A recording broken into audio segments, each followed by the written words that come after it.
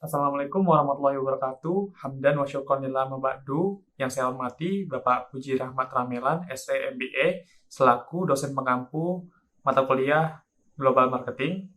Izinkan saya hari ini mempresentasikan hasil kerja saya mengenai lingkungan ekonomi global pada negara Jerman dan Nigeria. Sebelumnya, izinkan saya memperkenalkan diri. Nama saya Budi Stosa, NPM saya 211 101 1080. Lingkungan ekonomi global, Jerman, dan Nigeria. Yang pertama akan kita bahas adalah lingkungan ekonomi global pada negara Jerman. Yang pertama yang kita lihat adalah aspek ekonomi. Sistem ekonomi Jerman berbasis kapitalisme sosial dan telah mengikuti kebijakan fiskal yang ketat. Pertumbuhan ekonomi Jerman stabil dan tingkat pengangguran rendah. Pada tahun 2023, GDP Jerman naik 1,1%. Jerman menempati posisi kelima G20 dengan tingkat pertumbuhan PDB tertinggi. Inflasi mencapai 6% karena harga energi yang melemah. GDP per kapita Jerman tahun 2023 mencapai 42.812 euro. Selanjutnya yang kita bahas adalah tahapan perkembangan pasar. Pasar Jerman telah berkembang pesat dalam beberapa waktu terakhir, mencapai PDB 4.259,93 miliar US dollar pada tahun 2023. Teknologi telah berkembang pesat dengan industri e-commerce yang sangat berkembang. Struktur ekonomi didasarkan pada sektor manufaktur dengan investasi asing yang substansial. Pertama, pertumbuhan pasar. Jerman telah mengalami pertumbuhan pasar yang konsisten selama bertahun-tahun. Hal ini dapat kita lihat dari konsumsi, investasi, dan pengelolaan pemerintah. Yang kedua, struktur ekonomi. Sektor manufaktur masih menyumbang sebagian besar produk domestik bruto Jerman, sehingga sektor manufaktur menjadi penggerak utama pertumbuhan ekonomi Jerman. Pertumbuhan investasi asing, Jerman telah menarik investasi asing yang substansial selama bertahun-tahun, karena kualitas produk yang tinggi, infrastruktur yang kuat, dan stabilitas politik yang konsisten. Selanjutnya, liberalisasi perdagangan. Pemberlakuan peraturan perdagangan yang lebih liberal telah membuka pintu bagi Jerman untuk masuk ke pasar global. Yang terakhir adalah peningkatan konsumsi. Konsumsi Jerman telah meningkat secara signifikan selama beberapa tahun terakhir, karena tingkat pendapatan yang tinggi dan pengeluaran pemerintah yang konsisten, yang membantu meningkatkan pertumbuhan ekonomi di Jerman. Selanjutnya, aspek nilai ekspor. Pada tahun 2022, motor adalah produk ekspor yang terbesar di Jerman, yang menyumbang 15,5% dari total ekspor.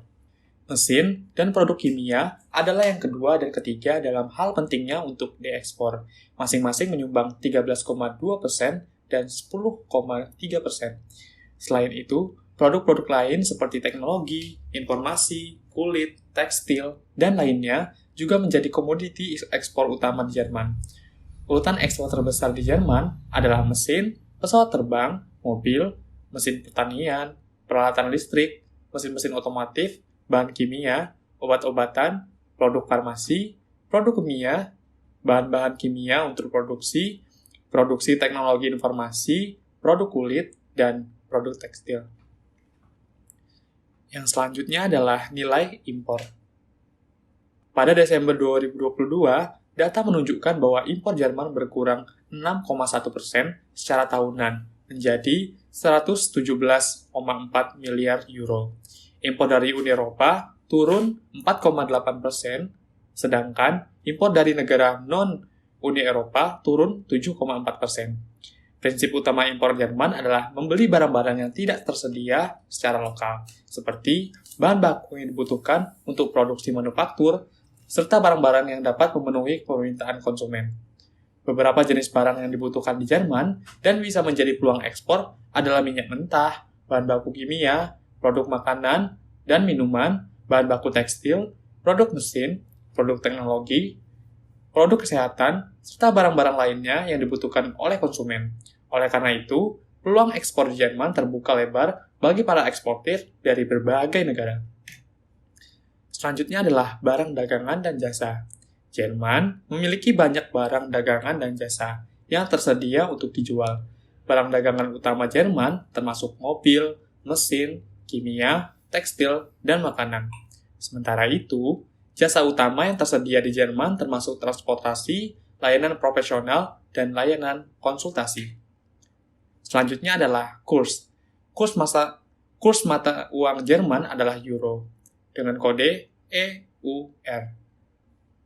Nilai tukar euro terhadap mata uang lainnya berubah dari waktu ke waktu.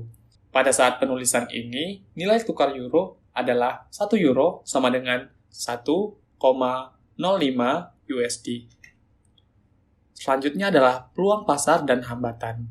Pemasaran di Jerman memiliki banyak peluang, terutama untuk produk-produk Indonesia yang berkualitas tinggi, seperti minyak kelapa sawit, makanan dan minuman, tekstil, logam, dan bahan mentah, kayu, bahan bangunan, elektronik dan komputer, otomotif, mesin dan peralatan, serta bahan kimia. Hambatan pemasaran di Jerman termasuk hambatan internal seperti hukum, akses ke sumber daya, aturan pemasaran, sistem distribusi, dan pemahaman pelanggan. Dan eksternal seperti akses pasar, biaya pengiriman, ketidakpastian politik, perdagangan internasional, dan masalah lingkungan. Kurangnya akses teknologi dan informasi juga menjadi hambatan. Yang terakhir adalah kesimpulan. Sistem ekonomi Jerman adalah sistem pasar berbasis kapitalisme sosial yang telah menawarkan tingkat pertumbuhan ekonomi stabil dan pengangguran yang rendah. Produk utama Jerman adalah mobil, mesin, kimia, tekstil, dan makanan. Kurs mata uangnya adalah euro. Hambatan pemasaran di Jerman terdiri dari hambatan internal dan eksternal. Untuk menghilangkan hambatan pemasaran, perlu adanya usaha yang berkelanjutan untuk membuat hukum yang lebih fleksibel, meningkatkan akses pasar, dan meningkatkan akses ke teknologi dan informasi. Selanjutnya yang akan kita bahas adalah lingkungan ekonomi global pada negara Nigeria. Yang pertama, kita lihat sistem ekonomi. Ekonomi Nigeria adalah sistem ekonomi campuran dengan aktivitas bisnis swasta yang terkontrol secara ketat oleh pemerintah. Pada akhir tahun 2022, pertumbuhan ekonomi Nigeria diprediksi akan melambat. Sektor industri dan pertanian menyumbang 31,41% dan 30,77% dari PDB Nigeria. Minyak mentah menjadi sumber utama pendapatan ekspor Nigeria dan menyumbang sekitar 6,33% dari PDB. Ekonomi Nigeria masih menghadapi tantangan ketergantungan minyak, ketidakstabilan politik, korupsi, dan masalah infrastruktur. Oleh karena itu, pembangunan lebih lanjut diperlukan untuk meningkatkan kondisi ekonomi dan kesejahteraan masyarakat. Selanjutnya, kita bahas tahapan perkembangan pasar. Nigeria telah mengalami 4 tahap perkembangan pasar, mulai dari peningkatan produksi minyak bumi dan komoditas lainnya pada tahap awal tahun 1960 sampai 1980-an. Pada tahap kedua, pemerintah Nigeria memperkenalkan kebijakan moneter dan fiskal yang lebih ketat pada tahun 1980 sampai 1995. Tahap ketiga meliputi proses liberalisasi dan deregulasi tahun 1995 sampai 2005 yang membantu meningkatkan daya tarik investasi asing dan meningkatkan produksi dan daya saing produk domestik. Tahap keempat adalah reformasi struktural tahun 2005 sampai sekarang yang berupa peningkatan akses keuangan, peningkatan daya saing produk, dan peningkatan transparansi. Hal ini telah membantu Nigeria meningkatkan produk domestik bruto atau PDB dan menurunkan tingkat pengangguran. Pada tahun 2023, PDB Nigeria mencapai 454 miliar USD. Selanjutnya adalah nilai ekspor. Nilai ekspor Nigeria terdiri dari minyak mentah, produk minyak dan gas, produk manufaktur, produk pertanian, produk pertambangan dan mineral, produk tekstil dan kulit, produk kimia, produk perikanan, dan produk energi. Minyak mentah adalah produk ekspor utama Nigeria, menyumbang sekitar 76% dari total nilai ekspor. Selain itu, produk farmasi, produk kayu, produk pangan, produk komputer, produk telekomunikasi, produk kesehatan, produk rekonstruksi, produk otomotif, dan produk kebutuhan rumah tangga juga diekspor dari Nigeria. Selanjutnya adalah nilai impor. Nilai impor ke Nigeria pada tahun 2021 mencapai sekitar 52,19 miliar US dollar. Nilai ini mencerminkan berapa banyak produk dan jasa yang diimpor oleh Nigeria dari luar negeri. Beberapa produk dan sektor yang paling banyak dibutuhkan dan diimpor ke Nigeria adalah minyak dan gas, mesin, reaktor nuklir, boiler, kendaraan selain kereta api atau tram, dan peralatan listrik dan elektronik. Minyak dan gas adalah komoditas yang paling banyak diekspor ke Nigeria, dengan nilai impor sekitar 16 miliar US dollar. Mesin, reaktor nuklir, boiler, pada tahun 2001, Nigeria mengimpor sekitar 7,40 miliar dolar. Kendaraan, selain kereta api, tram, menjadi sektor yang ketiga yang paling banyak diimpor ke Nigeria, dengan nilai sekitar 3,44 miliar US dollar. Peralatan listrik, elektronik, pada tahun 2021, Nigeria mengimpor sekitar 3,08 miliar US dollar. Kemudian, barang dagangan dan jasa. Nigeria adalah salah satu negara yang kaya akan sumber daya alam dan produk dagang yang beragam. Produk yang diperdagangkan di dalam dan di luar negeri termasuk minyak mentah, produk agrikultur, barang-barang industri, dan produk jasa. Minyak mentah adalah produk utama di Nigeria yang merupakan sumber pemasukan utama negara. Produk agrikultur yang diekspor dari Nigeria termasuk beras, kedelai, kacang, gandum, jagung, dan produk lainnya. Produk industri yang diekspor dari Nigeria termasuk pupuk, kimia, besi, baja, dan mesin. Produk jasa yang diekspor dari Nigeria termasuk jasa teknologi, informasi, jasa konsultasi, jasa layanan keuangan, dan jasa transportasi. Selain itu, Nigeria juga mengekspor produk pertambangan seperti emas, perak, tembaga, dan batu bara. Produk lainnya yang diekspor dari Nigeria termasuk jasa pendidikan, layanan kesehatan, hiburan, pakaian, tekstil, dan bahan mentah. Semua produk ini telah membantu peningkatan pendapatan domestik bruto Nigeria dan membantu mendorong pertumbuhan ekonomi. Selanjutnya adalah kurs. Kurs mata uang Nigeria terhadap dolar Amerika Serikat pada tahun 2023 adalah sebagai berikut. 1 US dollar setara dengan 460,50 naira Nigeria atau NGN.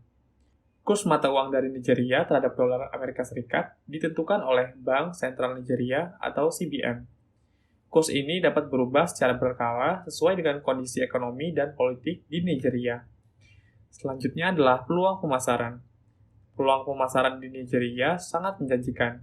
Negara ini juga telah mengalami perkembangan ekonomi yang signifikan selama beberapa dekade terakhir, yang telah meningkatkan kebutuhan produk dan jasa yang ditawarkan perusahaan. Selain itu, Nigeria juga telah meningkatkan investasi dalam teknologi baru dan inovasi, yang telah memberikan peluang bagi perusahaan untuk menawarkan produk dan jasa teknologi. Negara ini juga memiliki banyak jasa profesional yang dapat dipasarkan oleh perusahaan, yang akan membantu perusahaan meningkatkan pendapatannya.